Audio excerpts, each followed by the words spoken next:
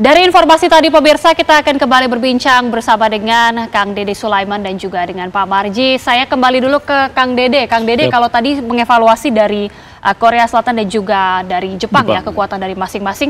Kembali lagi, Shin Tae-yong ini kan adalah asalnya dari Korea Selatan. Ini apakah mungkin akan menjadi keunggulan kah atau ada kelebihan, mungkin bisa memantau langsung kekuatan dari Korea misalnya? Mudah-mudahan harapan kita ya bahwa Indonesia ketemu sama Korea. Karena apa?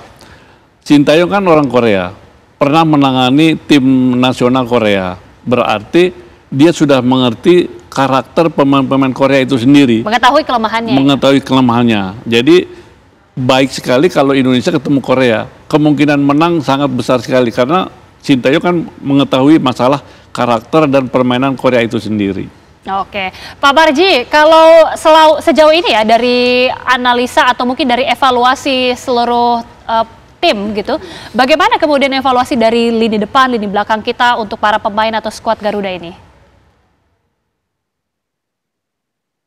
Ya, kalau melihat skuad yang ada saat sekarang ini, dari masing-masing posisi itu boleh dikatakan kan saat sekarang ini pemain yang mempunyai kualitas cukup baik ya. Baik itu yang sudah terbiasa di starterkan atau sebagai cadangan. Tentunya komposisi pemain di masing-masing posisi itu sudah tidak perlu diragukan lagi kemampuannya, baik itu kualitas secara person, termasuk kerjasama tim itu sudah sangat bagus. Terutama bagaimana di masing-masing posisi itu mereka bersaing sangat ketat untuk memperebutkan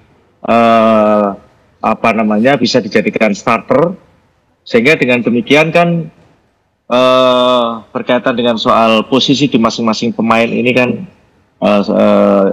artinya saat sekarang ini betul-betul sudah sangat bagus lah ya, bersaing sangat bagus,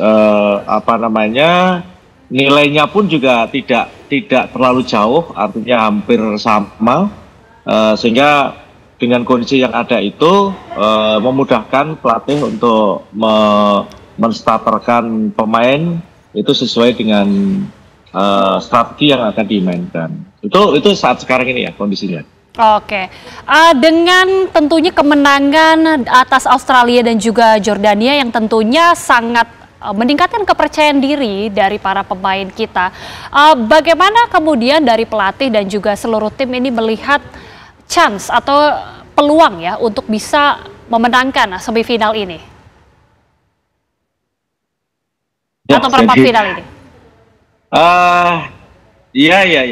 Jadi dengan kita bisa masuk ke 8 besar, ini kan juga bagian dari sejarah yang bisa membuat anak-anak lebih terpacu semangatnya, lebih berkobar semangatnya. Nah, ini catatan ya, sehingga siapapun nanti lawannya, entah itu Korea ataupun Jepang, kita semua punya keyakinan pasti anak-anak punya semangat tinggi, kepengen lolos gitu. Karena memang kan dari awal kita mempersiapkan tim ini kan bukan untuk 8 besar, tetapi bisa sampai dengan semifinal dan final gitu loh. Sehingga ketika saya memberikan motivasi kepada para pemain, kita sama-sama memberikan briefing kepada para pemain dan kita diskusi dengan coach dan juga tim kepelatihan secara keseluruhan, semangat dan motivasi kita ini tinggi gitu loh. Apalagi dengan kondisi sekarang ini kita bisa masuk ke 8 besar dengan perolehan yang boleh dikatakan cukup membanggakan gitu. Ini sebenarnya sesuatu yang patut kita syukuri, dan insya Allah selalu saya sampaikan perjuangan, pengorbanan, usaha, dan doa, insya Allah itu akan membuahkan hasil sesuai dengan apa yang jadi keinginan kita. Kalau itu semua sudah kan ya kita kembalikan kepada Yang Maha Kuasa lah. Sudah maksimal lah. Ini persiapan juga, mohon maaf saya perlu sampaikan, ini persiapan tim untuk Piala Asia U23 ini kan kita mulai saat Lebaran, puasa. Ya. Sebelum Lebaran, kita pun Lebaran juga Lebarannya nggak di Indonesia, Lebarannya di sana gitu, sehingga ya sama-sama kita berkorban inilah. Dan anak-anak juga semuanya ini kok happy, senang kok, dan tidak ada yang merasa ngeluh dan sebagainya. Mulai dari awal kita PC di Dubai itu yang perlu saya sampaikan. Kondisi real di lapangan. Iya. Persiapannya luar biasa, Kang Dede. Kalau Kang Dede melihatnya persiapan selama ini sejauh ini proses yang sudah dilalui tentunya oleh tim kita, dan bagaimana melihat peluang atau chance dari skuad kita ini? Kalau peluang sih semua ada peluang, kan seperti itu ya. Karena apa, saya lihat waktu grafik permainan anak-anak ini terus meningkat, mulai dari Qatar lawan Australia, terakhir lawan Jordania, itu sangat baik sekali. Kerja sama tim baik, lini mulai dari belakang, tengah, depan sangat baik sekali. Nah itu bisa dipertahankan. Karena apa? Starter yang di 11 pertama bermain, itu Sinteyong tidak banyak perubahan di situ. 9 pemain itu, yang pemain lokalnya itu tetap di situ. Terus bermain. Hanya pemain asingnya atau naturalisasinya adalah Strike atau Habner atau Ivan Jenner, kan seperti itu. Hanya 3 itu aja. Tapi yang lainnya itu pemain-pemain kita. Nah, saya sih berharap teman-teman ini atau adik-adik ini tetap fokus, ya, tetap fokus. Jangan puas dengan hasil yang di babak penyisihan di grup itu seperti itu. Fokus bahwa lawan yang akan dihadapi adalah lebih kuat, lebih berprestasi, kualitasnya kita tahu. Jadi tetap fokus, semangat, kerja keras. Karena modal itu adalah terpenting buat bisa memenangkan pertandingan itu sendiri. Oke, tentunya ini menjadi catatan-catatan penting. Terakhir Pak Marji, langkah selanjutnya ini yang saat ini tengah dipersiapkan seluruh skuad dan juga tim pelatih tentunya seperti apa untuk dalam jangka dekat ini, Pak Marji? Ya, rutinitas yang sudah kita lakukan.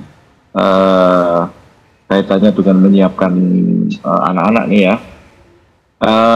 Kita sudah tahu kondisinya akan masuk 8 besar, dan kita sudah tahu bahwa lawan kita kalau tidak Korea, Jepang. Tentu ini kan pasti akan menguras energi, tenaga, pikiran. Nah tentu berkaitan dengan itu yang selalu kita tekankan itu adalah bagaimana menguatkan mental para pemain.